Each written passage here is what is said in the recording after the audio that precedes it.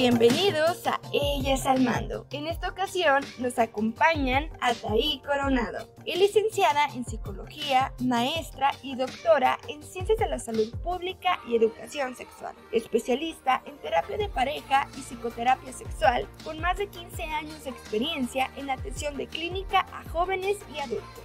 Asimismo, cuenta con entrenamientos en terapia psicocorporal. Olga Camacho es médico ginecóloga obstetra, cuenta con una subespecialidad en biología de la reproducción humana en el Instituto Mexicano de Infertilidad, así como adiestramiento en cirugía laparoscópica, ginecológica de mínima invasión y ginecología en estética vaginal. Cintia Ramírez es licenciada en Psicología, exdocente de Educación y Lenguaje y partícipe en la coordinación del Departamento Psicopedagógico en el Preescolar Nación Unida, con especialidad en Psicología Clínica, Educativa y Neuropsicología en temas de ansiedad y trastornos relacionados. Ellas al Mando. Hola, ¿qué tal? Bienvenidas a un episodio más de Ellas al Mando. El día de hoy vamos a comenzar aquí con un episodio y un tema muy interesante. Vamos a hablar de la salud sexual de las mujeres, un tema que a todas nos importa, por supuesto, y para ello está acompañándome especialistas en este tema, quien, bueno, ustedes ya vieron una presentación antes de este episodio, pero por supuesto vamos a presentarles. Está de este lado Ataí, sexóloga, psicóloga también. ¿Cómo estás, Ataí? Muy bien, muchas gracias. Muy feliz de estar compartiendo esto con ustedes. Gracias por acompañarnos, y de este lado nos acompaña Cintia, psicóloga también en temas de, bueno, sexualidad, femeninos y de varias áreas también que nos estuviste ahorita platicando, Cintia. Hola, mucho gusto y muchas gracias por la invitación. Gracias a ti, y por supuesto también nos acompaña Olga, quien ya nos has acompañado en otros programas también aquí en Canal Parlamento. ¿Cómo estás? Muy bien, muchas gracias, muy contenta de estar con ustedes. Gracias. Muchas gracias por la invitación. Pues el día de hoy vamos a tener una plática muy amena. Ya lo estábamos haciendo antes de empezar aquí con esta grabación. Yo creo que nos va a faltar tiempo, así que ahí nos avisan porque se nos va a pasar el rato bien rápido. Y bueno, estábamos precisamente hablando de, pues, que si de la primera vez, que si de los temas que a veces en pareja suceden, las problemáticas, pero si les parece bien, para dar inicio, primero hablemos de la sexualidad en las mujeres. ¿Desde qué parte, desde qué momento una mujer empieza a desarrollarse, empieza a trabajar, a ver, a sentir esta parte sexual? Porque sabemos que desde que ya iniciamos nuestra adolescencia, no sé si es antes, ustedes me lo van a decir. Entonces, ¿quién quiere empezar? No sé. Si gustan, empiezo. Ataí, por favor. Fíjate que esto de la identidad, la identidad genérica o la identidad sexual, esto de sentirnos mujeres o sentirnos lo que seamos, viene desde aproximadamente desde los 3 años de edad. O sea, este tema que tenemos por ahí como de creer que nos sentimos, nos convertimos o nos empezamos a vivir, o nuestra sexualidad la empezamos a vivir en la adolescencia, la verdad es que ahí empezamos a tener algunos cambios que en nuestro cuerpo, en nuestras emociones, que se manifiesta, y de una manera es como la puerta a muchas otras cosas. Sin embargo, desde que somos muy pequeños, muy pequeñas, estamos realmente viviéndonos, identificándonos como mujeres. Si nos referimos específicamente, o sea, si me dices en qué momento empezamos a vivir nuestra sexualidad, bueno, la vivimos nuestra sexualidad implica desde que entra el óvulo al espermatozoide, y entonces hay cromosomas ahí y nos define de alguna manera algunos aspectos de nosotros.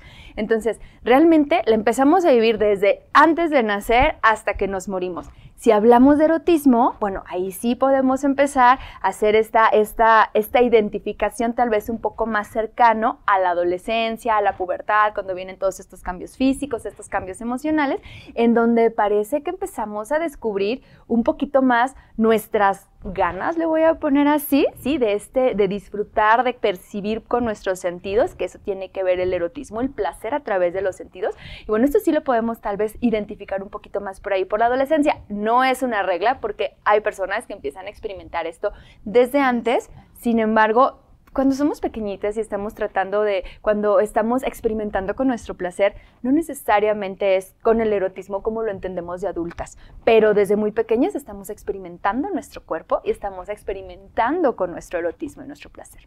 Totalmente. Y bueno, ahorita que decías los cambios hormonales, los cambios pues que todas pasamos, aquí entra pues nuestro periodo, ¿no? Entra esta etapa en la que últimamente, no sé, ustedes lo sabrán, pero yo he visto que cada vez es desde más temprana edad. Desde más temprana edad está llegando el periodo a las niñas. ¿Por qué sucede esto, Lea? Mira, ahora sí que fisiológicamente esta parte de la sexualidad, como comentan, es distinta. Generalmente ya es más jóvenes, aprox como entre los 9 y los 11 años. Entonces nosotras podríamos decir, bueno, mi mamá tuvo su menarca a los 15 años y yo la tuve a los 11. La realidad es que los tiempos han cambiado y todo esto se debe a factores hormonales. Es muy distinta la situación que nosotros vivimos en contexto ambiental que antes.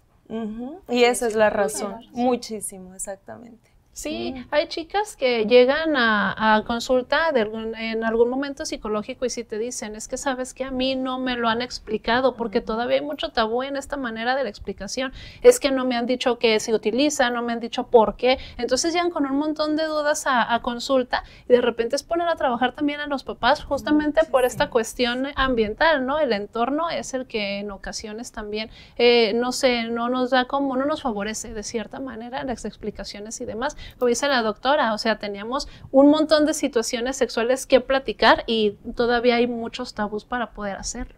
De hecho, perdón que te interrumpa, hay como un mito también luego entre la población que dicen, la primera vez que tienes que ir con el gine es cuando tengas tu menarca, o sea, la primera vez que tú reglas. La realidad es que no debería de ser así, sino antes de que reglaras, para que la mujercita o la adolescente o la niña se hiciera la idea de qué es lo que va a pasar y no le tenga miedo a hablar de ello. Entonces yo creo que tal cual diste con el clavo, los papás. O sea, la educación de los papás de que sepan que las niñas tienen que ir antes a revisión y también pues a platicar con el gine de qué es lo que voy a esperar, ¿no? O sea, qué cambios va a haber en mi cuerpo, qué es lo que va a pasar, cómo me voy a sentir y más que nada que es algo que no tiene por qué dar pena porque es totalmente normal. Que sobre todo a mí me resulta muy interesante lo que dices, Olga, porque creo que no podemos enfrentarnos, y esto yo lo digo mucho, no podemos enfrentarnos a la sexualidad de otra persona si no hemos sanado la nuestra. Claro. Y también es bien complicado que sanemos la nuestra pensando, por ejemplo, en nuestros padres que tuvieron una formación distinta, una connotación de la sexualidad distinta. Y entonces creo que, se puede valer que yo no tenga todos los elementos y las herramientas para guiar, para encaminar, para orientar a mis hijos y a mis hijas, pero entonces está esta otra parte, vamos con los especialistas, vamos con las personas que saben, vamos con estos que sí nos pueden apoyar, o sea, yo sí les digo, bien, te puedo perdonar, ay, ni que fuera Dios, ¿no? Pero creo que podemos pasar el que tú no hayas tenido una adecuada formación en sexualidad, pero no te exime de la responsabilidad de poder encaminar con personas que sabes que pueden apoyarte, y entonces ahí es donde nos toca también estar brindando las herramientas a nuestros hijos, hijas, hijes, ¿no? Sí, 100%. Y de repente luego también me pasa a mamás que yo siempre les aplaudo, de verdad, o sea, que llevan incluso, me ha tocado a sus hijas jovencitas, 12, 13 años, por ejemplo, a ponerse la vacuna del VPH. Cuando yo decía, que mis papás son médicos, y yo cuando quise ponerme la vacuna, yo creo que tenía como 19 años, o sea, estaba grande. Y igual vamos a lo mismo, la cultura, la mentalidad de que no, es que cómo es posible, por qué, y así. Y ahorita yo se los aplaudo, digo, wow, o sea, qué padre. Y a la niña siempre les digo, valora muchísimo a tu mamá que se preocupa tanto por ti, que quiere que estés bien, que sepas y que no tomes las cosas nunca con miedo, sino prevenir. Y ahorita que decías precisamente de la vacuna del VPH, esta vacuna, entonces, a partir de esta edad ya podría, de los 12 aproximadamente. De los 11 años, de hecho, en los esquemas de vacunación, desde los 9 a los 11 años ya la pueden poner. ¿Y cada qué se vuelve a poner? La intención son 3 vacunas, es una vacuna, por ejemplo, hoy, a los 2 meses y a los 6 meses. La intención de ponerla tan jovencitas o tan chiquitas es porque todavía no están expuestas a estos virus. Entonces vamos a lo mismo, se puede prevenir de cualquier infección. Obviamente son más de 150 serotipos. Esta vacuna previene contra los más comunes de cáncer cervicouterino y de verrugas genitales. Y bueno, ¿por qué, ahorita decías tú, Cintia, sigue siendo un tabú? Pero ¿por qué sigue siendo un tabú la sexualidad, sobre todo de la mujer? Ahorita decíamos, a veces creces primero con temores de que primero ya te bajó, de que si tus pechos están creciendo, tus caderas, todos los síntomas que llegamos a sentir, pero crece uno con estos miedos. Pero ¿cómo tratar de sanar desde nuestra adolescencia o desde esta etapa para que podamos hablar después, más adelante, de lo que nos gusta, de lo que nos gustaría, de cómo, pues ahora sí que cómo llegar a los placeres con tu pareja? Pues creo que al principio sí se necesita trabajar mucho tu comunicación, como dice ahí, sanar tu sexualidad, ¿no? Más que otra cosa, esta parte de la autoestima también, el hecho de que no todo es malo, no todo lo mejor, porque a lo mejor crecimos con padres tradicionalistas, que si era esto es malo, pero conforme va pasando el tiempo, creo que hasta los mismos papás se acostumbran se actualizan, ¿no? A lo que también uno, lo platicábamos ahorita, dice, han aguantado, ya han seguido y se actualizan mucho en estas partes. Entonces yo creo que para que deje de ser un tabú sí se necesita tener una comunicación más asertiva en esta cuestión de todos estos temas, y de ahí empezar a tener una autoestima sana con nosotros mismos para poder comunicarlo con nuestra pareja, porque en consulta sí llegan muchas personas que es complicadísimo hablar sobre qué me gusta y qué no me gusta en cuestión sexual con mi pareja. Es que si le digo se va a molestar. Es que si no le digo, se va a enojar. Es que si le digo que quiero hacer esto, va a pensar que de dónde lo saqué, ¿no? Entonces son situaciones a veces bien complicadas, necesitamos trabajar mucho nuestra comunicación. Primero te digo, yo siento que es hacia nosotros mismos, saber qué nos gusta. Habíamos hablado también ahorita antes del programa esta parte de si me toco, si no me toco, si me gusta, si esto, pues es experimentar qué te está gustando a ti para poder comunicárselo a la otra persona. ¿Qué piensan ustedes, chicas? Fíjate que a mí me encanta intervenir en este tema, porque aparte me encanta intervenir en todo, ¿no? Pero en todos estos temas. Fíjate que este asunto del tabú de la sexualidad femenina tiene que ver con un contexto muy claro, un contexto histórico, un contexto cultural, en donde a las mujeres constantemente nos estuvieron llenando de represiones, de ideas y creencias que nos llevaron a la represión de nuestra expresión de la sexualidad. Y de ahí viene todo esto, porque a partir de eso nos hicieron sentir vergüenza, nos hicieron sentir que teníamos que vergüenza, por ejemplo, por nuestro cuerpo. Y sí, ahorita vamos a hablar de un montón de cosas, ojalá nos dé tiempo, pero podemos hablar de un montón de cosas, de cómo estamos tan metidas en tantas ideas, nos avergonzamos tanto de nuestro cuerpo. Y yo les digo, si nos avergonzamos tanto de nuestro cuerpo, no podemos experimentar el placer, porque a partir del cuerpo se experimenta el placer. Entonces se ha encargado todo el aparato, todo el sistema se ha encargado de simplemente apagar nuestras ganas y llenarnos de miedos y vergüenzas. Y de ahí vienen un montón de tabúes. O sea, si nos ponemos a ver todos estos mitos y todos estos tabúes en relación a la sexualidad, vamos a encontrarnos prácticamente relacionados a eso. A calmar mis ganas, a no expresar, a no tener una libertad en mi erotismo y avergonzarme de mi cuerpo. Entonces juntamos esas dos cosas y bueno, tenemos la combinación perfecta para que no tengamos una sexualidad sana. Y aquí yo les digo, bueno, regularmente la sexualidad dependía del hombre, vamos a hablar regularmente en estos contextos heterosexuales y heteronormados, donde a las mujeres se nos recluía a una parte pequeña de la sexualidad y entonces solo estaba en función de los hombres. Y aquí el tema es que precisamente por eso sigue siendo un mito. No está tan estudiada la sexualidad femenina como la sexualidad masculina. De repente es un poco más difícil porque nos encontramos y dicen y justifican por ahí los estudiosos de la sexualidad que dicen que hay formas más objetivas de estudiar la sexualidad masculina, y es porque si nos centramos en lo genital hay algo observable ahí en la excitación que les pasa a los hombres en su cuerpo, y en las mujeres es algo más integral, porque las mujeres ya estamos integrando desde la cabeza, desde las emociones, desde el cuerpo, desde la sensación, y me dicen, oye, Tay, los hombres no, sí, pero los apagan, entonces los hacen como que vamos a desconectar cabeza de genitales y entonces su sexualidad está únicamente en los genitales. A las mujeres nos apagan mucho las ganas, pero nos hablan de lo emocional y del amor y que tenemos que tener amor para poder estar con alguien y expresar nuestro erotismo y solo en ese contexto y casada y chalala, pero de alguna manera nos ayuda a que esté un poco más integrada todavía nuestra sexualidad, por lo cual si vemos que la sexualidad implica todas estas áreas del ser humano, que no es solamente lo biológico y que no es solamente lo físico y que no es solamente lo mental, que es hasta lo religioso, político y todo lo demás, es bien complejo estudiar la sexualidad en realidad, ¿no? Entonces por eso dicen, no es medible, no es tan medible la sexualidad de las mujeres y la hacemos a un lado, aunque creo que hay situaciones o pueden ser aspectos muy objetivos, de todas maneras nos dicen, no es medible.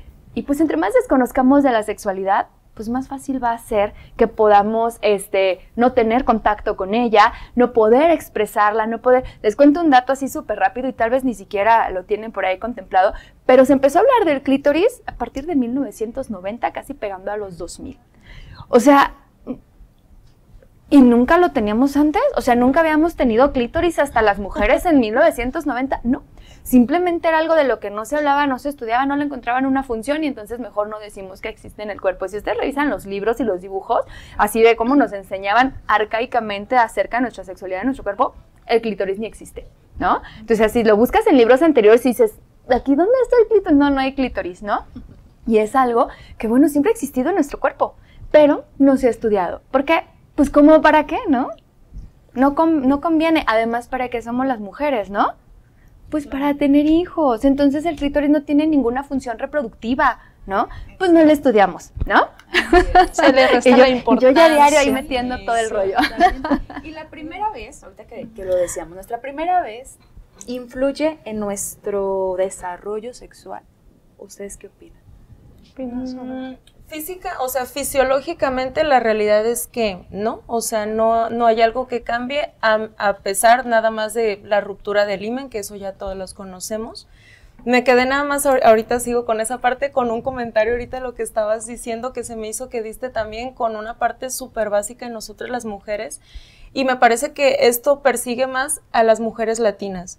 En la consulta a mí me toca muchísimo, yo creo que casi todos los días una paciente que está avergonzada de su cuerpo. Bueno, no casi todos los días, todos los días, realmente todos los días. Y a mí de verdad me sorprende mucho porque digo, siempre trato como de darles ánimo, ¿no? De que, oye, todas tenemos lo mismo, o sea, todas somos diferentes, a lo mejor tus ojos son azules, los míos cafés, y eso no quiere decir que sean feos, ni que sean, no sé, malos, ¿no? Pero yo creo que también de repente hasta la parte de la pornografía en las mujeres puede llegar a influir un poco en esa como idealización de cómo debería de ser tu zona íntima. Porque yo realmente sí me ha tocado ver muchos traumas en eso y bueno, uno hace como lo que le toca, que es esta parte ginecológica, pero también tienes que meterte un poquito en el subconsciente de que... Claro, de que hay que amarnos como somos, o sea, porque si nosotros no nos amamos, como dices, no podemos experimentar esta parte de la sexualidad y de sentirte bien contigo mismo.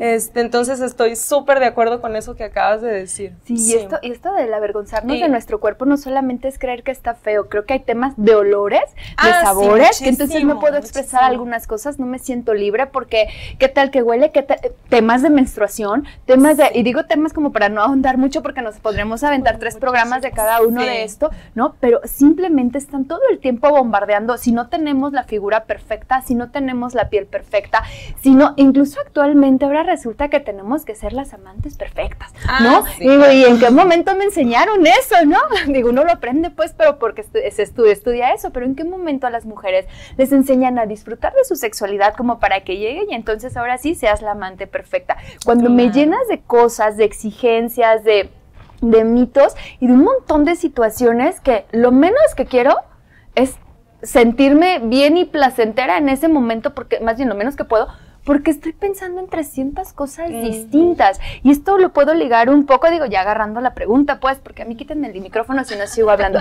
Pero tomando esta pregunta de la primera vez, creo que justamente también hay un montón de mitos alrededor de la primera vez. Y si influye o no influye, yo creo que tu educación, bueno, no creo, también lo he estado viendo, tu educación, tu historia de vida influye en tu primera vez. Y tu primera vez, muchas veces, sí tiene una influencia, como dice Olga, no física, literalmente física, pero sí tiene una influencia desde el aspecto emocional, porque es como te acercas y conoces y muchas veces, justamente ayer estaba leyendo un montón de historias clínicas sexuales y entonces era como, ¿y tu primera vez? Y era como, pues no era lo que esperaba.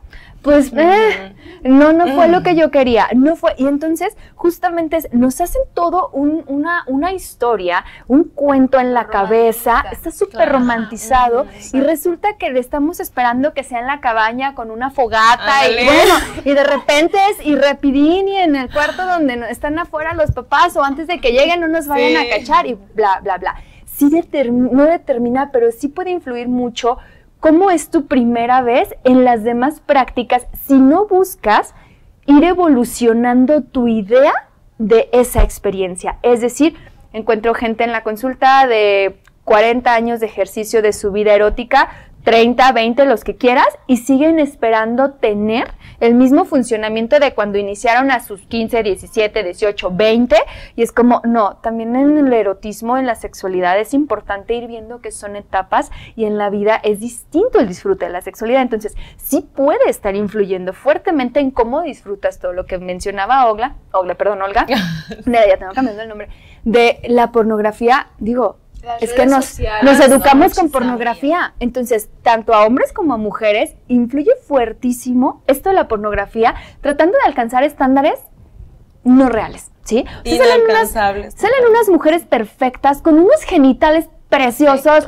yo ando viendo los genitales, pero bueno, unos genitales preciosos. No, me refiero de verdad a una situación muy que dices, eso no es lo que se ve en el día a día, eso no es lo que una mujer común puede tener de manera así natural, ¿no? Digo, hay un montón de procesos y procedimientos que se hacen estas personas precisamente porque trabajan ahí, ¿no? Y entonces te buscan cosas muy específicas, tanto tamaños, formas en hombres como en mujeres, tamaños, formas y demás, que no vamos a alcanzarlo nosotros, pero luego también nos vamos a las redes sociales y bueno, ahí también todo empieza a convertirse en una exigencia, y que exigidos, yo les digo, es que la exigencia es enemiga del placer. No hay manera de tener placer con una exigencia, ¿no? Ahí no se la lleven a la cama, no se la lleven de verdad a la intimidad, la exigencia. No vamos a poder disfrutar llenas de exigencias, ¿no? Ahora sí, ya exíjanme el micro. Algo que ha pasado mucho últimamente también en la consulta, ya tiene rato ahorita hablando como de ese estándar que nosotras nos imponemos, precisamente por lo que vemos en la pornografía, es el aumento que ha habido en las cirugías estéticas vaginales. También hago cirugía estética vaginal y también hago blanqueamiento vaginal. Entonces, muchísimas veces pasa, yo creo que el 90% obviamente les pregunto, ¿no? O sea, ¿cuál es la razón por la cual tú quieres hacer esto? Obviamente si es candidata, si no es candidata, pues ni lo haces, ¿no? No, bueno, pues es que he visto de que los videos, que que aquello bien bonito, y pues yo quiero tenerla así. Digo, a final de cuentas, si le puedes hacer un beneficio funcional a la paciente o en general en su vida, se puede hacer mientras sea candidata, pero vamos a lo mismo, o sea, ya te sometes incluso a cirugías para poder lograr cumplir ese estándar que se te está imponiendo en la sociedad. Pero ¿cuál sería, perdón, dime, ahorita que aprovechan, cuál sería la razón válida que tú digas, a ver, es que sí, está bien? Una labioplastía, por ejemplo, una labioplastía se puede realizar tal cual es un recorte de los labios vaginales por hipertrofia vaginal. Habemos pacientes que sí tenemos hipertrofia vaginal y de hecho puede afectar tu funcionalidad. ¿Qué quiere decir? Que los labios vaginales, por ejemplo, pueden llegar a rozar con la ropa interior, hasta a veces en las relaciones me dicen, oye doctor, es que me lastima. O sea, mi labio está como tan grande que a la hora de rozar eso me causa mucha incomodidad, me duele, se me roza, etcétera. Es una buena indicación para poder realizar la cirugía. Ahora, tienes que ser realista también, o sea, y decirle a la paciente, primero, cuál es tu expectativa y a lo que vamos a llegar, exactamente, o incluso con los blanqueamientos, ¿no? Me va a quedar como la del video, doctora. Sí, yo creo que como cualquier tipo de cirugía estética, o sea, dices, bueno, mi tono de piel a lo mejor es, no sé, apiñonado.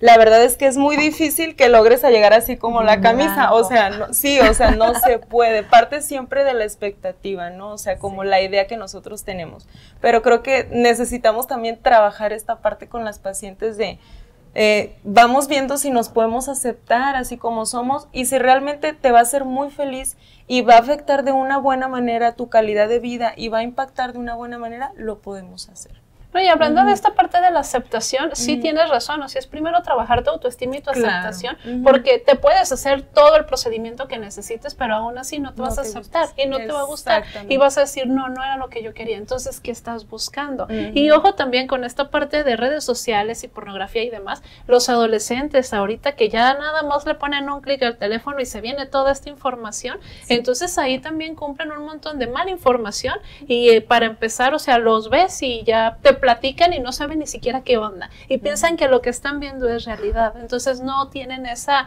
información o no tienen esas pláticas tampoco con los papás y de ahí empiezan las malas expectativas a cuando uno va creciendo, ¿no? Y generas también esta parte de la sexualidad, de las expectativas que me decías que ponías, ¿no? Te la llevas a la cama y dices, no, esto no es, pero así lo vi, así lo crecí y así fue toda la vida, entonces pues no vale la pena, vaya, por eso es más que nada informarte. Totalmente. Y bueno, ahorita que también lo mencionaba ahí, conforme va pasando la edad, va pasando el tiempo, claro que va a ir evolucionando también nuestra sexualidad. Y precisamente ya hablando en las mujeres que de repente llegan a una etapa más madura, pero no han podido lograr una sexualidad placentera, que no han tenido a lo mejor un orgasmo, o que no saben ni siquiera lo que es, o cuántos tipos existen. ¿Cómo se trabaja esto? ¿O qué se les dice? ¿O cómo lo plantea? Fíjate que desde hace unos años se ha hablado mucho del orgasmo y se ha puesto en el foco de atención el orgasmo. Y si bien es cierto que muchas mujeres tienen esta característica de que no han llegado a tener o experimentar un orgasmo, yo digo que actualmente el orgasmo está sobrevalorado. ¿Y a qué me refiero? Espérense, no ardan ahorita redes, aguanten tantito. Déjenles comparto por qué digo que está sobrevalorado. Porque como todo ser humano, como todo lo que hacemos los seres humanos, lo llevamos a exigencia. Y entonces ahora resulta que si yo soy una mujer que no he tenido un orgasmo, ya tengo muchos problemas. Y muchas mujeres habían experimentado de manera satisfactoria, vamos a ponerlo así, satisfactoria su sexualidad, y resulta que cuando empezaron a escuchar que si no has tenido un orgasmo entonces estás mal y deberías tenerlo, se ha convertido en algo tan de tanta exigencia que al final terminas también por no disfrutar ni lo que ya disfrutabas antes. Entonces, sí, creo que hay un porcentaje alto de mujeres que no han tenido orgasmos, y esto inicialmente se decía, es que los hombres no saben cómo estimular y es que los hombres no saben. A ver, señoras y señores, aquí el tema es que si las mujeres, si yo como mujer no he tenido un orgasmo, es importante que yo me haga cargo. Y yo esto le digo, el placer es de quien lo trabaja. Sí, por eso le digo, a mí pónganme para decirles, el placer es de quien lo trabaja. ¿Por qué? Porque no puedo seguir esperando que mi sexualidad dependa de alguien más, y mucho menos de una persona, y vamos a hablar en un contexto heterosexual, que ni siquiera sabe cómo funciona mi cuerpo, porque su cuerpo es distinto. Entonces no podemos estarle dejando la responsabilidad a alguien más. Entonces creo que aquí sería súper importante. ¿Quieres experimentar? Conócete. ¿Quieres saber tener orgasmos? Necesitas ir a explorarte, autoerotismo, autoconocimiento, información y hacerte cargo. A mí me encanta hablar de esto porque me encanta la responsabilidad erótica, y creo que las mujeres, lo que ya decía hace rato, justamente nos han hecho un montón de cosas y cargas respecto a nuestra sexualidad para mantenerla así, porque nuestra sexualidad realmente es algo muy importante, y si nosotras no vamos, la exploramos, nos hacemos cargo de todo eso, es una manera de violencia y de control de las mujeres. Entonces, para mí el empoderamiento, yo trabajo mucho esto desde la consulta, y cuando me invitan a hablar, el empoderamiento está desde la sexualidad también, desde yo cómo la tomo, cómo la asumo, cómo la disfruto, cómo me responsabilizo de ello. Y entonces no estoy dejando de, es que no tengo orgasmos, y lo encuentro en la consulta, llegan y me dicen, es que no tengo orgasmos, muy bien, es que él no sabe cómo tocarme y no sabe cómo estimularme. Y yo, ¿y tú? ¿Y tú? ¿No? Sí, sí. O sea, ¿qué has hecho para hacerte cargo de tu placer? Aquí me parece súper importante dejar justamente este concepto de la responsabilidad o la autorresponsabilidad erótica, ¿sí? Porque no se trata de alguien más. Si yo quiero sentirlo, yo lo trabajo. Oye, pero me han dicho muchas veces que no, si tenemos un montón de cosas con las cuales estar enfrentándonos y luchar, pero si no lo hacemos nosotras, que nosotras vamos a disfrutar, pues ¿quién lo va a hacer? ¿No? Totalmente. Es también la tarea desde... Claro, el conocerte. Claro. Justamente, sí. En la consulta también pasa mucho luego que preguntan, porque pláticas de todo, ¿no? O sea, de que hasta el chismecito y esto, y ya de que, oye, ¿Y es normal no haber sentido alguna vez en la vida el orgasmo? Es una pregunta también muy común y parte de lo mismo. ¿Sabes siquiera dónde está el punto G? No, pues no. Entonces, primero empezar a hablar de dónde está, ¿no? O sea, sabemos nosotras que está en la parte anterior de la vagina, aproximadamente 3 a 5 centímetros después de la uretra. Y algo súper curioso ahorita que estabas mencionando de cuando empezaron a describir el clítoris, cuando describieron por primera vez el punto G fue más o menos por los años 40 y ni siquiera porque estuvieran buscando una parte de placer de la mujer, sino un doctor alemán que alguna vez estuvo investigando la uretra. Sí. Y se dio cuenta exactamente que había un punto en donde sentían más las mujeres. A diferencia de los hombres, pues ese punto no es anatómico. Entonces es difícil también de repente para una sentir, porque dices, no siento tal cual como esa bolita o lo que yo espero sentir, simplemente es un cúmulo de terminaciones nerviosas que físicamente ahí está. Pero sentirlo pues no es sencillo porque no está ahí. Entonces también platicarles de esta parte de que explórate, inténtalo, no le tengas miedo, eres tú, es tu cuerpo.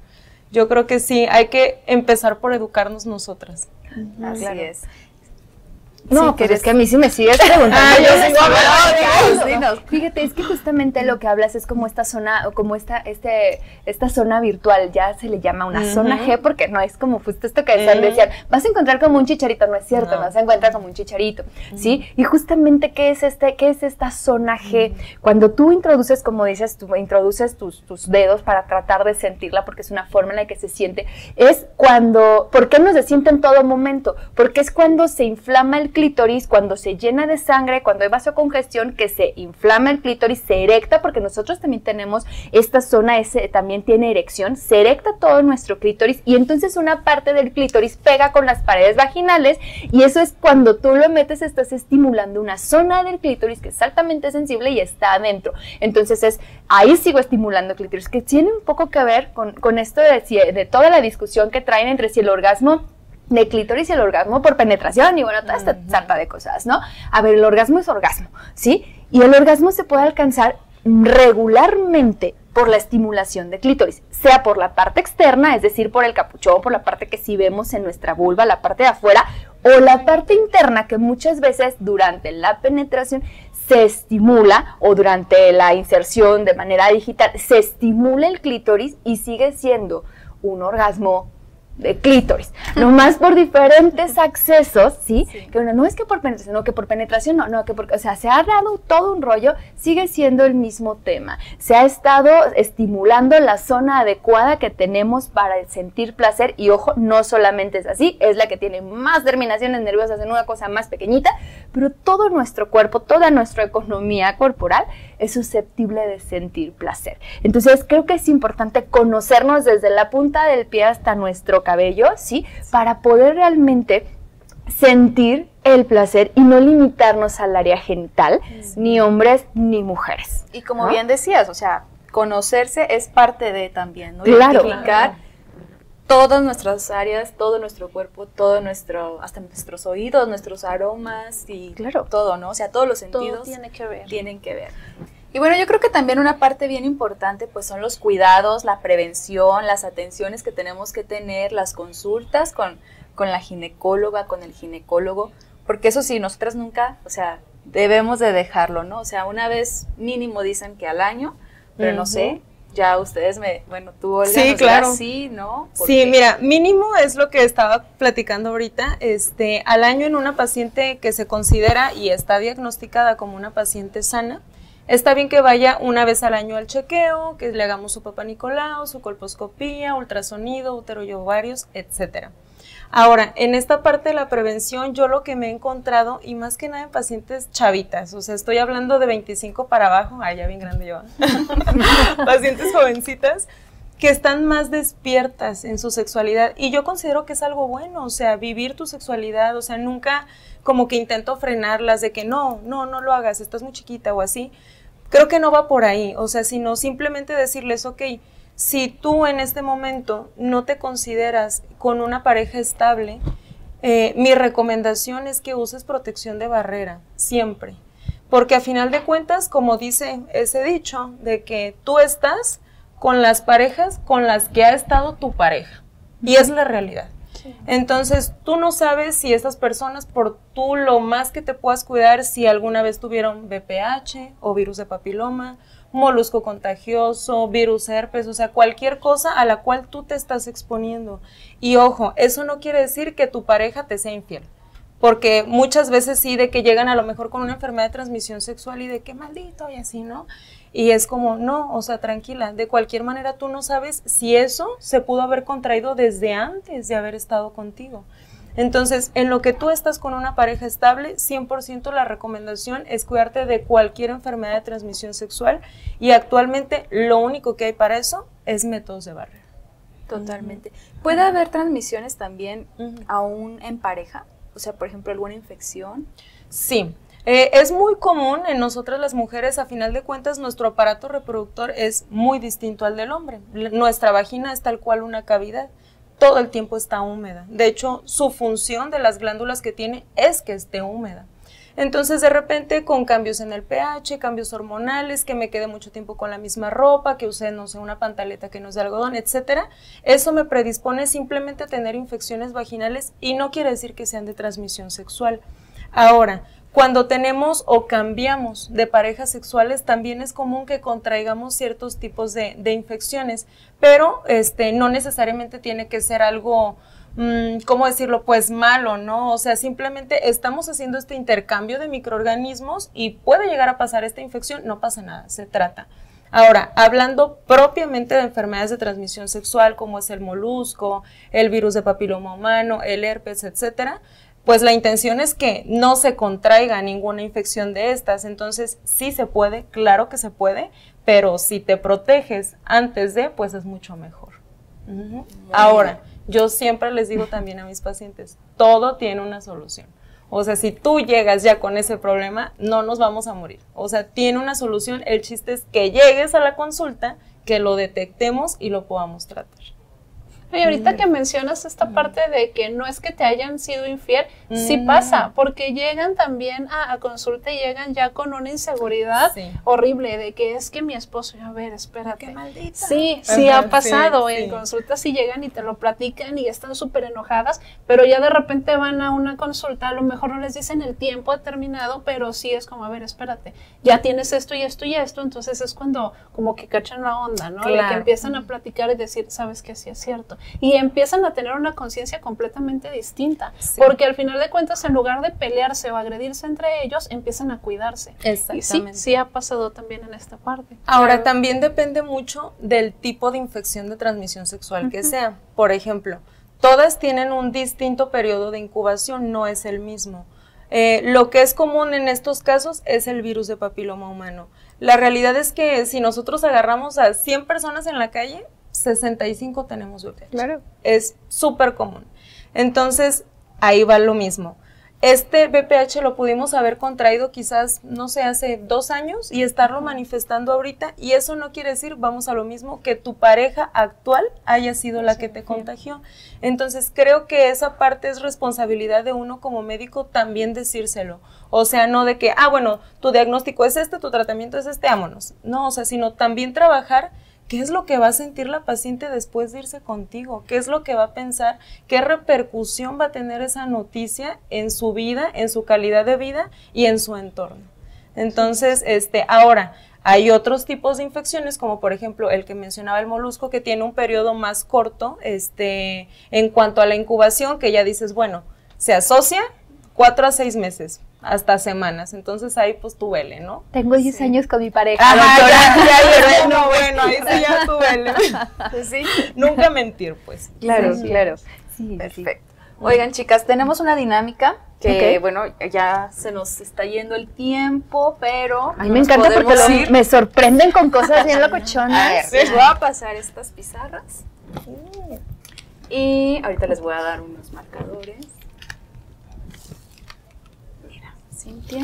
Ay, gracias. Y este es un borradorcito, entonces, bueno, la dinámica es muy sencilla. Aquí van a poner una frase, incluso hasta un dibujo. Ahora sí que como ustedes lo quieran expresar, donde le den una recomendación, un consejo a las mujeres para poder disfrutar precisamente de su sexualidad de una forma sana, de una forma saludable, totalmente. ¿Puede ser como una frase? Una frase, un dibujo, lo que ustedes, sí, Okay. Lo que ustedes gusten. Yo la verdad es que yo no soy experta en esto, yo nada más las voy a ver. No, también ponnos algo, por favor. Pero bueno, sí, les voy a poner una frase. Ya están viendo mi caligrafía, bueno. Y pues ya cuando estén listas, lo vamos a mostrar a las cámaras.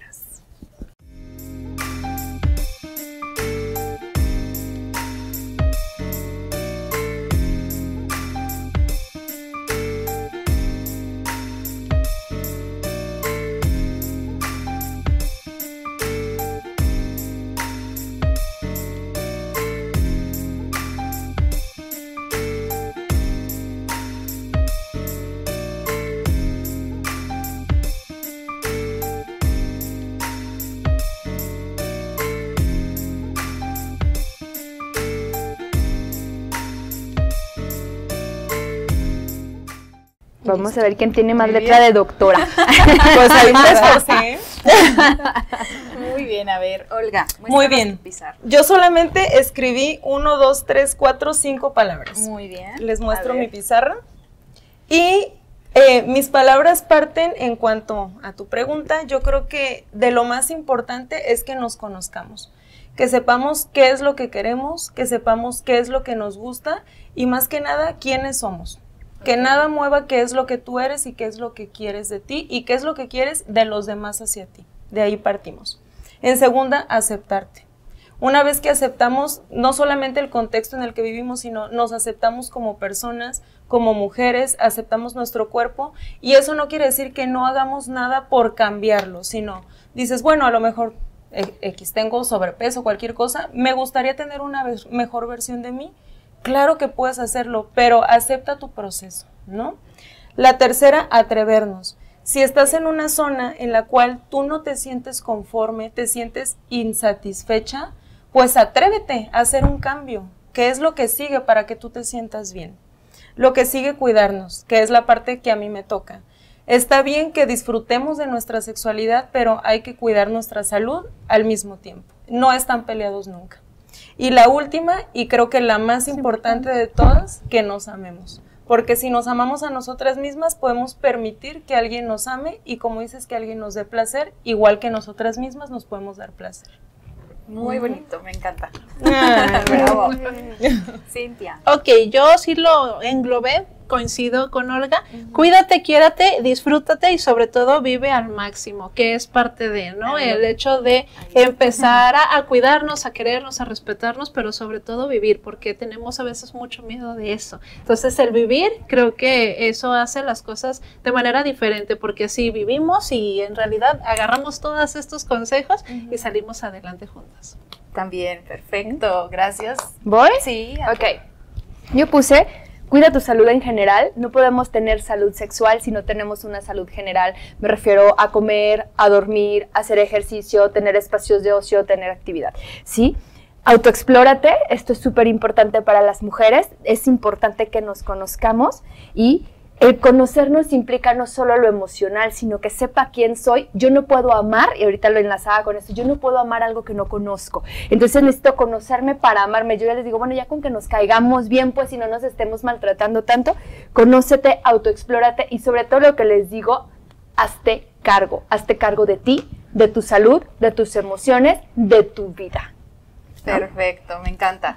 Muy Vas bien. tú, no vas a salvar. No, pues coincido también con ustedes, con disfrutar y ser feliz. Y por supuesto me sumo a todo lo que cada una de ustedes dijo, por supuesto, a conocernos y amarnos y por supuesto, pues sí, que ya todo eso se enlaza, ¿no? Okay. Entonces, coincido con todas, muchísimas gracias. La verdad es que ha sido un programa muy corto para todos los temas que queríamos, por supuesto, platicar y todos los temas que ustedes también nos han enriquecido. Y pues agradecerles, ojalá se pueda hacer un episodio próximamente en el que platiquemos de otros temas y sería importante también escuchar a nuestra audiencia para saber qué temas les gustaría que platicáramos y que les preguntáramos a ustedes, ¿no? Si les parece, luego vamos a hacer una encuesta y una dinámica para que esos temas sean preguntas del público y ustedes nos las respondan. Por Con supuesto. muchísimo gusto. Sí. Gracias, Olga, por haber estado Un aquí, placer por siempre. todas tus recomendaciones, todos tus, pues ahora sí que consejos también para cuidarnos a nosotras mismas. Muchas gracias a ustedes. Cintia, también una parte bien importante, sin duda alguna, maestra salud mental, porque de ahí parte todo, de todo lo demás. Muchas gracias a ti por invitarme y gracias a ustedes. Atair, por supuesto, también gracias por darnos esta oportunidad de conocernos y de no tener miedos y sobre todo de ser honestas, ¿no? Que es lo más importante con nosotras.